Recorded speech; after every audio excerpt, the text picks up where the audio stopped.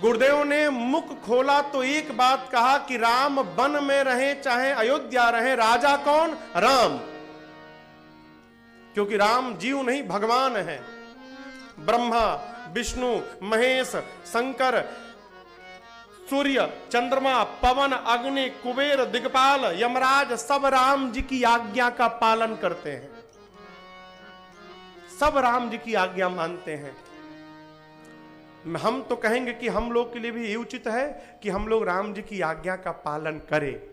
अब आप लोग कहिए क्या मैं राम से कहूं? ये तो मेरा विचार है, लेकिन मैं अपना विचार आप पर थोपूंगा नहीं। मेरे विचार से तो ये उचित है कि हम लोग राम जी की बात माने। अब आप लोग कहिए क्या करना है।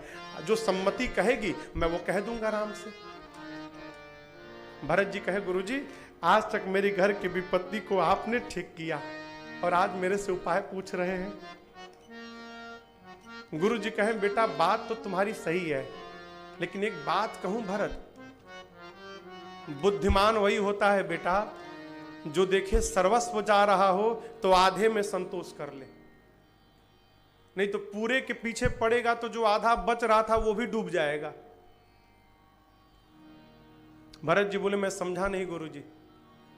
गुरुजी बोले यदि तुम और शत्रुघ्न बन जाने को तैयार हो जाओ, आप और शत्रुघ्न बन जाने को तैयार हो जाओ तो मैं सीताराम लक्ष्मण जी को वापस अयोध्या लेके जा सकता हूं।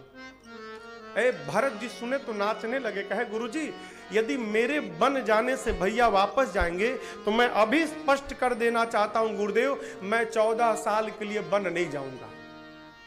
फिर भरत जी कहते मैं कानन कराऊं जन्म भर बासो एहित अधिक नमोर।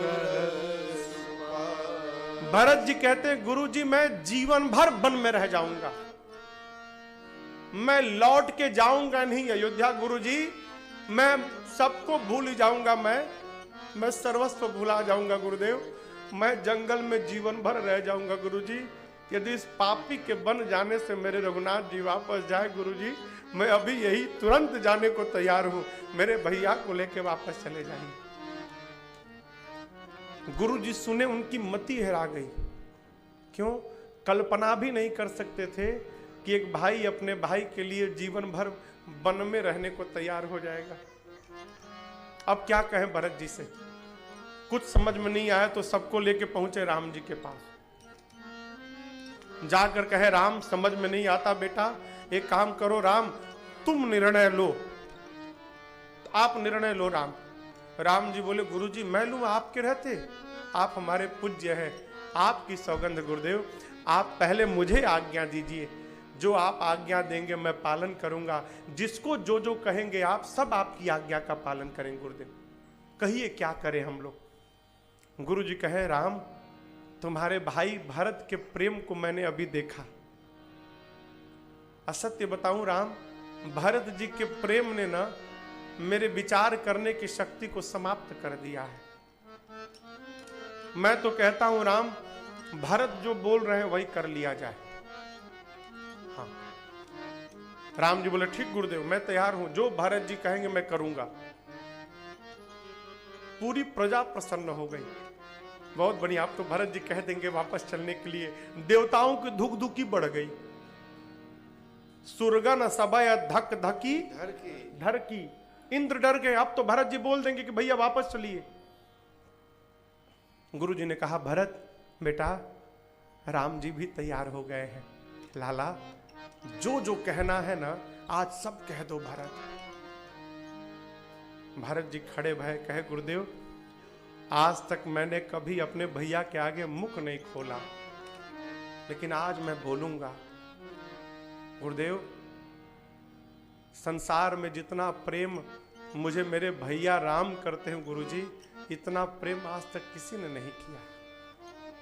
और मैं यूं ही नहीं कह रहा हूं गुरुजी, आपको एक बात बताता हूं गुरुदेव, बचपन में जब हम लोग खेलते थे ना तो राम जी हमसे भैया कहते थे कि तुम विरोधी के दल में रहोगे, सामने वाले दल में।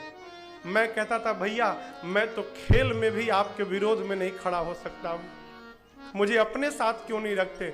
राम जी बोले, पागल हो, सामने के दल में रहोगे ना तो मैं अपने भरत को निहारता रहूंगा, अब भरत अपने भैया राम को निहारता रहेगा, हम दोनों एक दूसरे को देखते रहेंगे। और गुरुजी, मैं तो खेल में भैया को देखता रह जाता था, मैं हारने लगता था, और जब मैं हारने लगता था ना गुरुदेव, तो इस पापी को जिताने के लिए मेरे भैया स्वयं हार जाया करते थे। गुरुजी, हारे हूं खेल जिता वही मोही, स्वयं हार के मुझे जिता देते थे और अयोध्या में घूम घूम के कहते थे कि मेरा भरत मेरे से अच्छा खेलने लगा, मेरा भरत मुझे आज हरा दिया, मेरा भरत बहुत अच्छा खेलता है। इतना प्रेम संसार में मुझे कोई नहीं करता गुरुजी। मेरे कारण मेरे प्रभु को बिना पांव में पन्ही पहने इस वन में आना पड़ा। राम जी संभाले भरत जी को। भरत जी कहे, प्रभु मैं 3 बात कहना चाहता हूं, केवल 3 बात। या तो आप लक्ष्मण को वापस करिए, मुझे अपने साथ रख लीजिए, नहीं तो दूसरी बात, आप तीनों लोग वापस जाइए, मैं और शत्रुघ्न वन में रहने को तैयार हैं, और नहीं तो तीसरी बात, आप मां को लेकर चले जाओ वापस। प्रभु मैं, लक्ष्मण और शत्रुघ्न, हम तीनों भाई जीवन भर वन में रहने को तैयार हैं। इन तीनों में से प्रभु जेहि विधि प्रभु प्रसन्न मन होए, करुणा सागर कीजिए सो। जैसे आपको अच्छा लगे, जो आपको उचित लगे, आप प्रभु कहिए हमको। राम जी सोच में पड़े, अब कहूं क्या। तभी जनक जी महाराज के दूत आए और आकर सूचना दिए कि जनक जी प्रजा के साथ मंदाकिनी जी के तट पर आके खड़े हो गए। भरत जी, राम जी सुने, दौड़ कर गए, जाकर जनक जी को यथायोग्य दंड प्रणाम किए, आदर पूर्वक लाए हैं और उचित स्थान दिया जनकपुर के समाज को। 4 दिन बाद रात्रि में सीता जी की मां सुनैना जी कौशल्या जी के पास गईं। कौशल्या जी ने सुनैना जी से केवल एक बात कही, बहन आप जनक जी से कहिएगा महाराज ऐसा कुछ कर दें कि राम लक्ष्मण को छोड़ के भरत को साथ में रख लें, क्योंकि मुझे राम की चिंता नहीं है। कौशल्या मैया कहती हैं ये कि मुझे अपने बेटे राम की चिंता नहीं है बहन, मुझे अपने पुत्र भरत की चिंता सताए जा रही है। यदि राम साथ नहीं रखेगा तो भरत प्राण का त्याग कर देगा। मोरे सोच भरत कर भारी। सुनैना जी ने कहा, बहन आप चिंता मत करिए, जो कुछ भी हो रहा है ना, याज्ञवल्क्य जी ने पहले ही बता दिया था हम लोग को। राम बन जाएंगे, निशाचरों का अंत करेंगे और वापस आके राम ही राजा बनेंगे, आप चिंता मत करिए। जाते समय सुनैना जी सीता जी को साथ में लेके चली गई। विदाई के बाद आज पहली बार जनक जी महाराज बेटी को देख रहे हैं।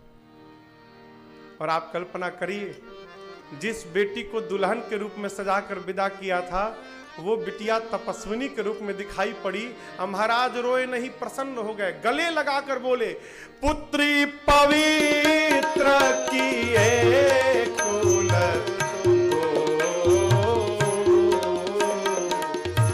पुत्री पवित्र किए कुल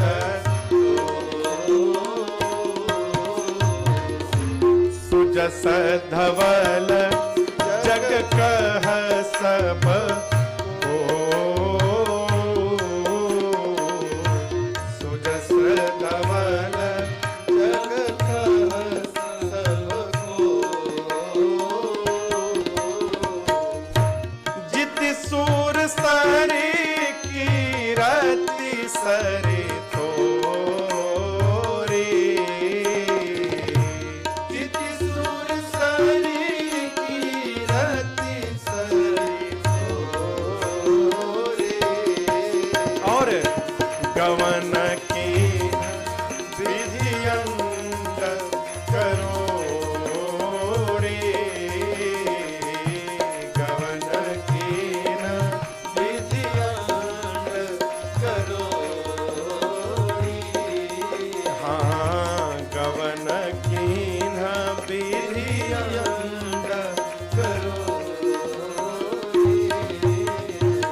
जनक जी ने कहा आज मेरी बेटी ने एक नहीं दो दो कुलों को पवित्र कर दिया।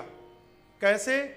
निमि कुल में जन्म लेकर बेटी ने निमि कुल को तार दिया और रघुकुल की बहू बनकर मेरी सीता ने आज रघुकुल को पवित्र कर दिया है। मैं बड़भागी कि मैं जानकी का पिता हूं। खूब लाड़ लड़ाया महाराज ने। थोड़ी देर बाद सासू माताओं की सेवा करनी है ऐसा सोचकर सीता मैया माता पिता से अनुमति मांगकर सासू माताओं की सेवा करने चली गई। रात्रि में सुनैना जी ने जनक जी से कहा कि महाराज कौशल्या जी कह रही थी आप ऐसा कुछ करें कि राम जी सीता लक्ष्मण जी को छोड़ के भरत जी को साथ में रख लें अपने। जनक जी कहे सुनैना जितना दोनों भाइयों को मैं जानता हूं आप चिंता मत करो, भरत वही करेंगे जो उनके भैया राम कहेंगे, अपने मन से भरत कुछ नहीं करेंगे। प्रातः काल भया, राम जी जाकर गुरु जी से कहे गुरु जी अब नहीं देखा जाता, आप निर्णय ले लीजिए। गुरु जी दौड़ कर गए जनक जी के पास, जाकर बोले महाराज अब कीजिए सोई, सबकर धर्म सहित हित होई। महाराज आप निर्णय ले लीजिए। जनक जी दौड़े भरत जी के पास, कहे भरत जी आप तो भैया को ठीक से जानते हैं, लाला आप निर्णय ले लो। भरत जी बोले आप पिता जैसे हैं, भगवान जैसे गुरु जी हैं, आप दोनों के रहते मेरा बोलना उचित है क्या? आप बड़े लोग हैं, आप लोग निर्णय लो। कोई नहीं लिया तो राम जी के पास गुरु जी सबको लेकर गए और बोले अब कोई निर्णय नहीं ले रहा, राम तुम निर्णय लो। राम जी बोले आपके चरणों की सौगंध गुरुदेव, आप और जनक जी जो आज्ञा दोगे मैं उसी का पालन करूंगा। सब एक दूसरे पे टाल रहे, कोई निर्णय नहीं ले रहा। जब किसी ने कुछ नहीं कहा तो भरत जी खड़े भय, कहें भैया मैं बताऊं मैं क्या चाहता हूं। राम जी बोले बोलो। तो भरत जी कहते हैं अरे जहां ले चलोगे वहीं मैं चलूंगा, जहां ले चलोगे वहीं मैं चलूंगा, जहां नाथ रख दोगे, जहां नाथ रख दोगे वहीं मैं रहूंगा, जहां ले चलोगे वहीं मैं चलूंगा, जहां ले चलोगे वहीं मैं चलूंगा।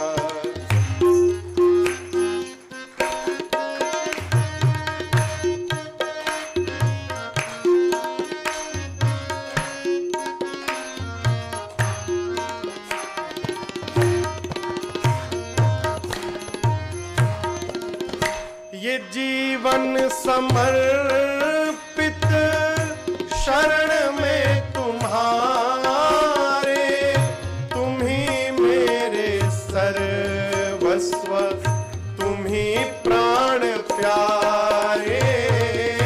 ये जीवन समर्पित शरण में तुम्हारे, तुम ही मेरे सर्वस्व, प्राण प्यारे। तुम्हें छोड़ कर नाथ, तुम्हें छोड़ कर नाथ मैं किससे कहूँगा, जहाँ ले चलोगे वहीं मैं चलूँगा, जहाँ ले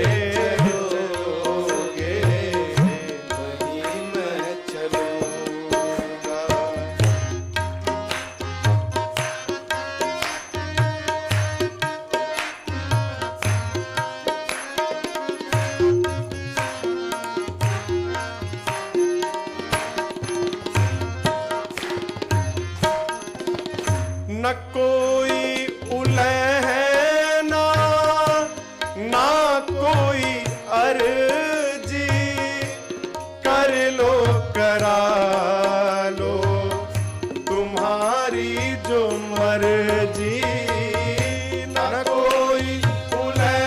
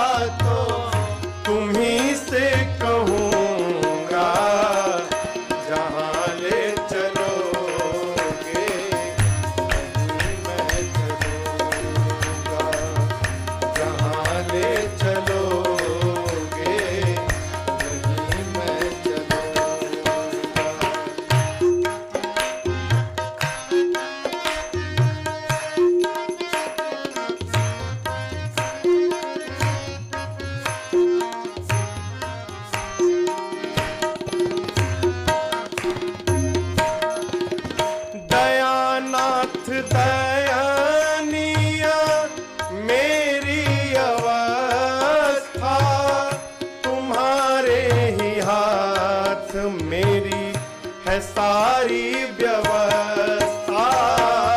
दयानाथ दयनीय मेरी अवस्था, तुम्हारे ही हाथ में है सारी व्यवस्था। सहाओगे नाते नारायण प्रभु प्रेम, नारायण प्रभु प्रेम, मैं पावन कहूँगा। जहाँ ले चलोगे वहीं मैं चलूँगा, जहाँ ले चलोगे वहीं मैं चलूँगा। जहाँ नाथ रख दोगे, जहाँ नाथ रख दोगे वहीं मैं रहूँगा। जहाँ ले चलोगे वहीं मैं चलूँगा, जहाँ ले चलोगे वहीं मैं चलूँगा, जहाँ ले चलोगे वहीं मैं चलूँगा।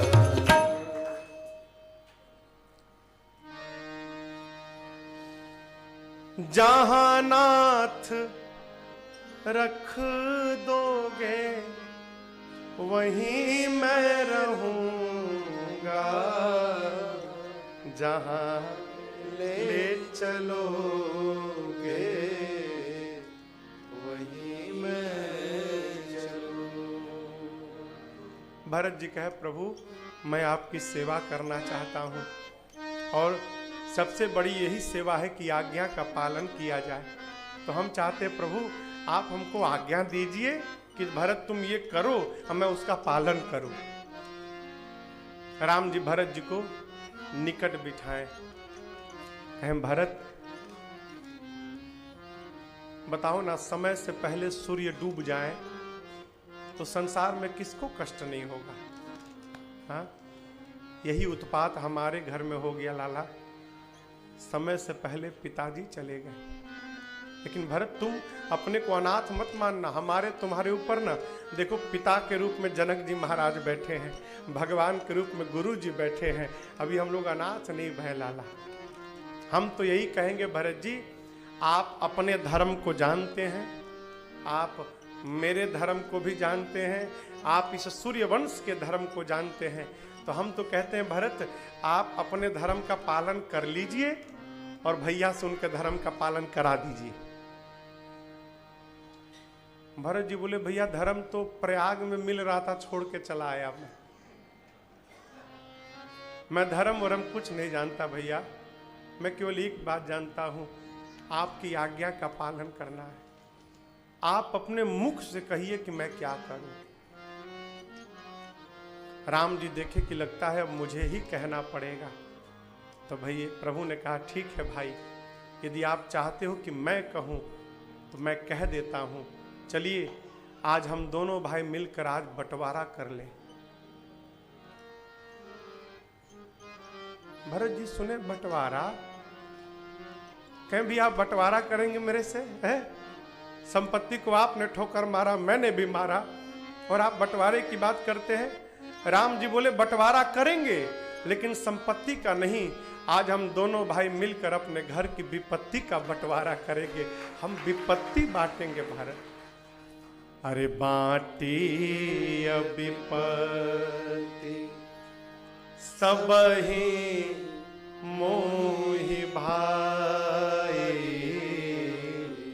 तुम ही अवधि भरी बड़ी कठिनाई,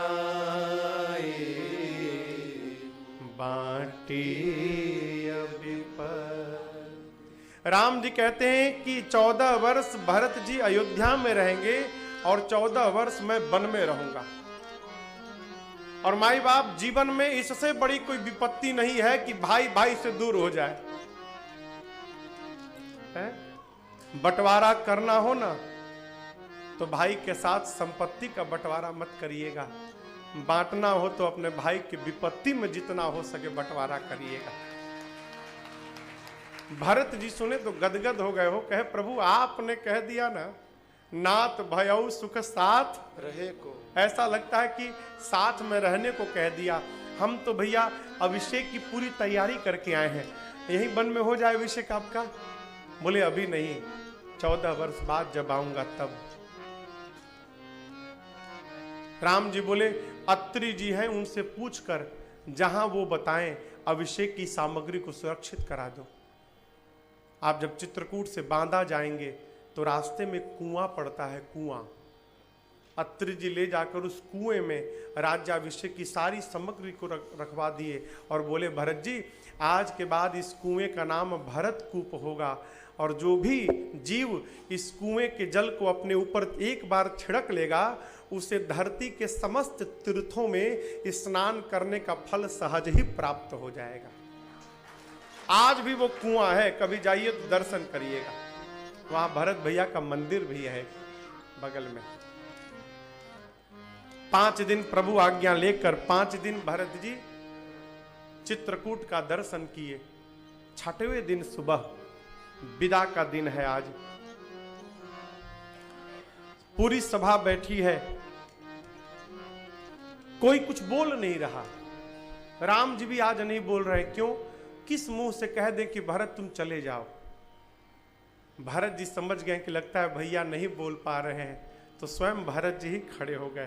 कहते भैया अब गोसाई मोहि देहु रजाई, सेवो अवध अवधि भरे जाए अब गोसाई। भरत जी कहते हे गोसाई, हे प्रभु आप मुझे रजाई दीजिए। रजाई मने ओढ़ने के लिए नहीं, रजाई मने राज आज्ञा।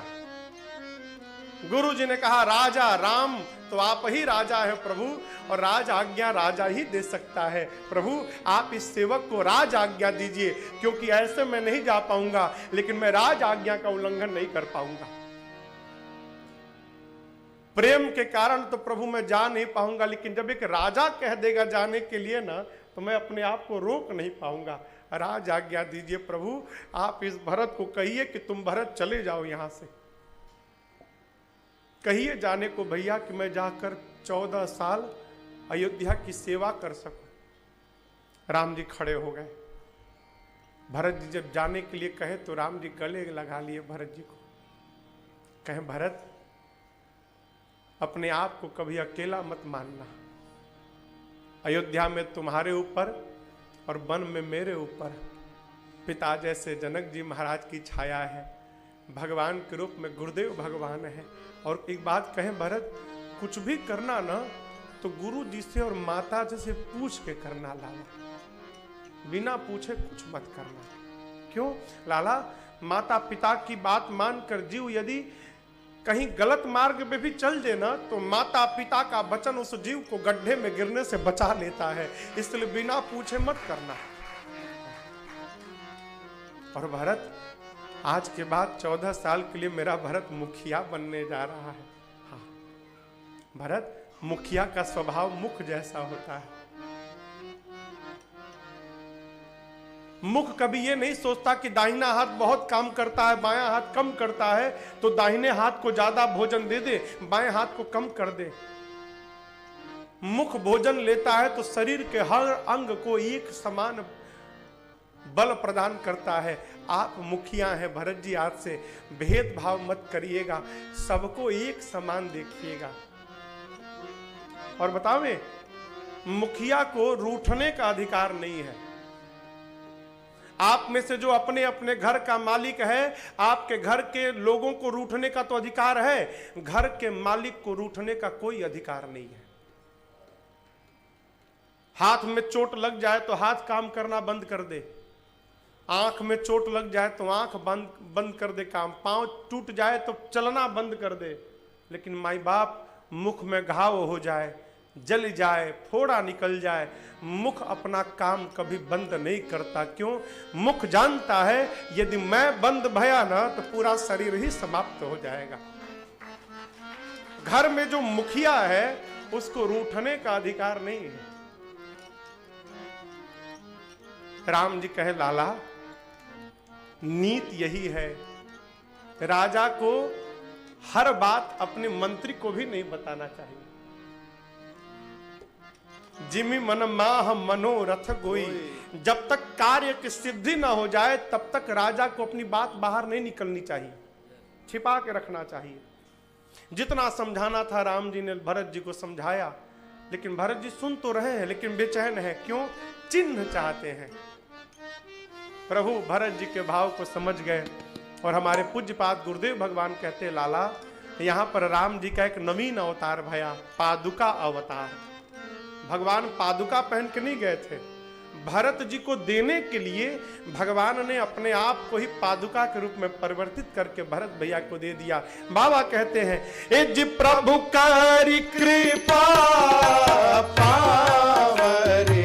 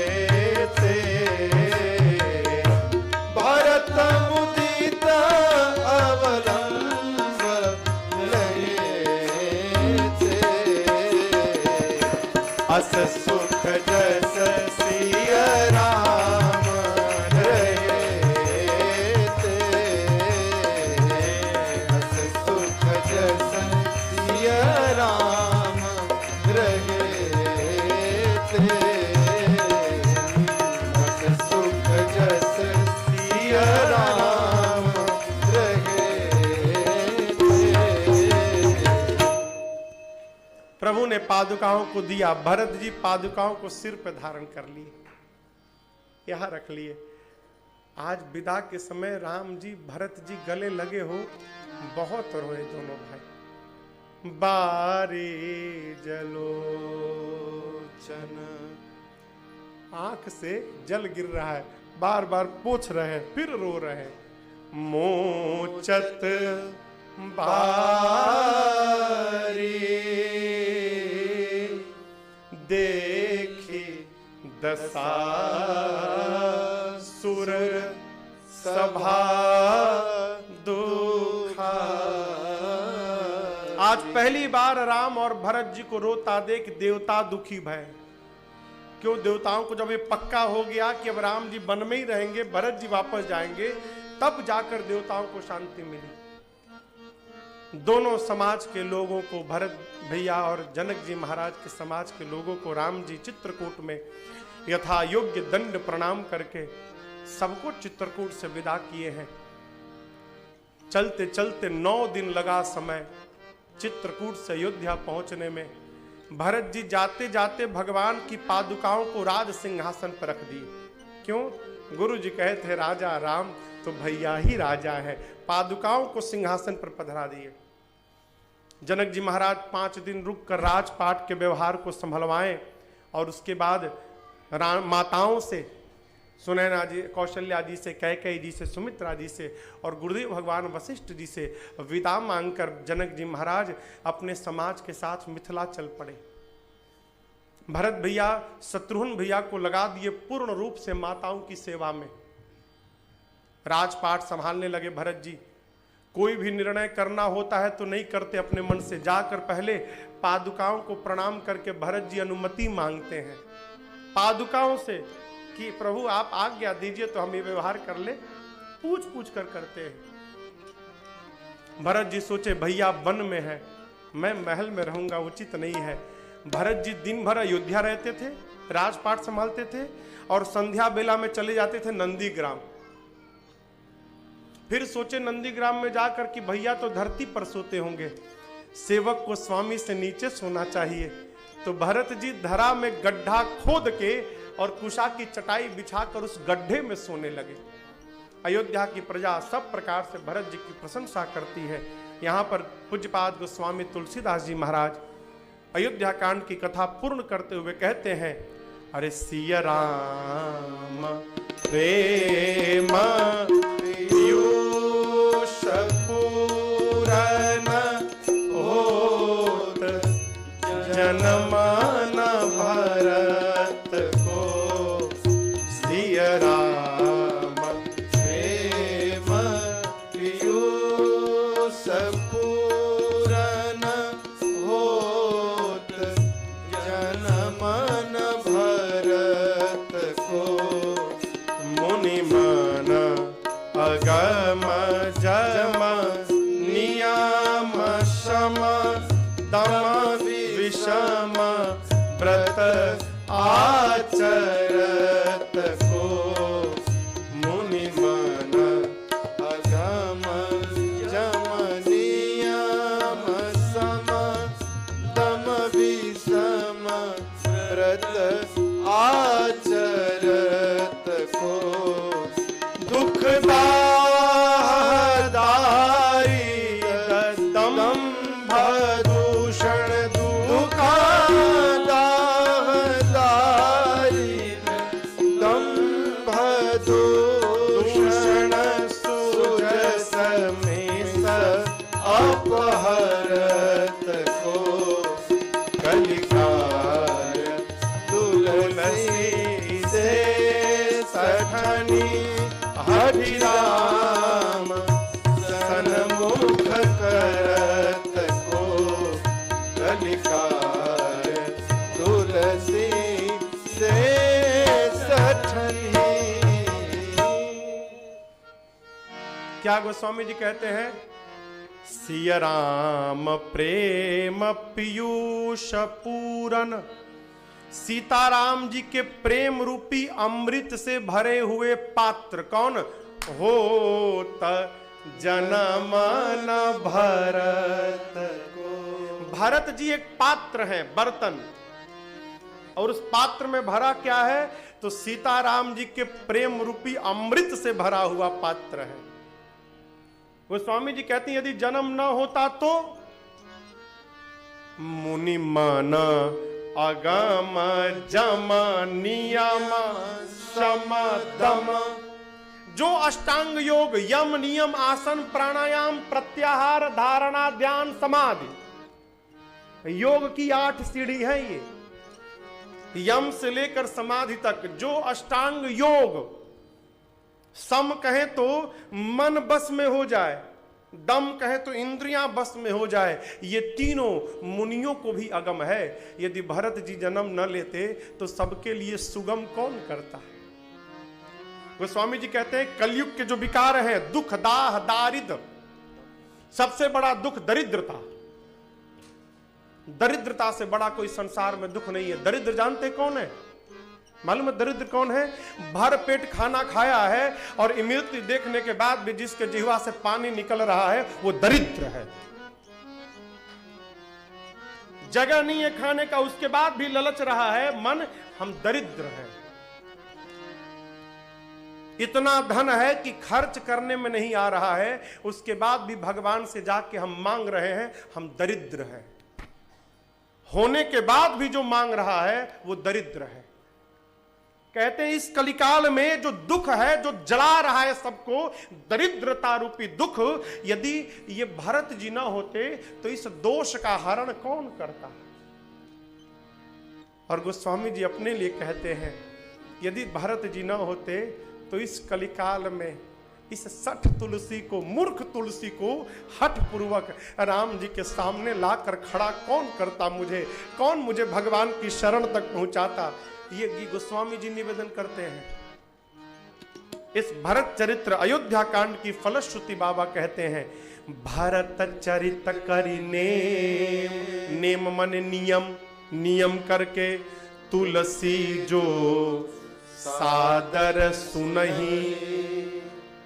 जो नर नारी सादर आदर पूर्वक नियम के साथ भरत जी की चरित्र को सुनेगा, कहेगा नहीं सुनेगा। आप लोग, हम भी हैं, क्यों? हम कहते तो हैं लेकिन कथवा कहते कहते सुनते भी हैं। केवल कहते नहीं, हम सुनते भी हैं कि हम क्या कह रहे हैं। जो सुनेगा, दो काम अवश्य होगा, कोई संदेह नहीं है। पहला काम सिया राम पद प्रेम अवश्य होई। पहला काम होगा सीताराम जी के चरणों में प्रेम होगा, और जब सीताराम जी के चरणों में प्रेम हो जाएगा तो अवश्य हो भवरस बिरति। पहला काम सीताराम जी के चरणों में प्रेम होगा। दूसरा काम संसार के विषय रस से मन को वैराग्य प्राप्त हो जाएगा। आज की बेला पूर्ण रूप से हम और आप भरत भैया के चरणों में निवेदन किए। मैं भी रघुनाथ जी से प्रार्थना करता हूं, हमारा आपका भी प्रेम भगवान के चरणों में बढ़े और हमारे मन को भी विषयों से उपरति प्राप्त हो। यहां पर अयोध्या कांड की बेला पूर्ण भई और आज की कथा को भी हम और आप आज यहीं विराम देते हैं। अभी कोई उठेगा नहीं, बैठे रहिए, थोड़ी देर बैठिए आप लोग। कल और परसों 2 दिन कथा शेष है। कल हम लोग अरण्य कांड की कथा में प्रवेश करेंगे और किष्किंधा कांड तक, जहां तक कथा जाएगी, सुनेंगे। परसों कथा शाम की ही बेला में होगी, लेकिन संभवतः समय कुछ पहले हो, अधिक समय पहले नहीं। परसों रविवार का भी दिन है, अवकाश का समय है, छुट्टी का समय है, तो मुझे नहीं लगता कि आप लोगों को कुछ पहले आने में कष्ट होगा। कष्ट नहीं होगा ना? तो परसों हम लोग सुंदर कांड की कथा श्रवण करेंगे और उसके पश्चात इस भवन में बड़ी दिव्यता के साथ श्री राम राज्याभिषेक महोत्सव मनाएंगे। खूब आनंद करेंगे। परसों यहाँ खूब बढ़िया सजेगा सुंदर कांड के लिए, फल से। हाँ भैया, फल से। हनुमान जी अशोक वाटिका में जाएंगे ना, खूब बढ़िया फल से, ये पूरा भवन फल से सजेगा परसों। ठीक है? हाँ, तोड़िएगा मत आप लोग। कथा के बाद भले तोड़ तोड़ के प्रसाद ले जाए, लेकिन कथा के बीच में ना। एक कथा में मैं गया था, बीच कथे में लगे तोड़ने सब लोग। हाँ ठीक है ना? तो अभी आप लोग बैठेंगे।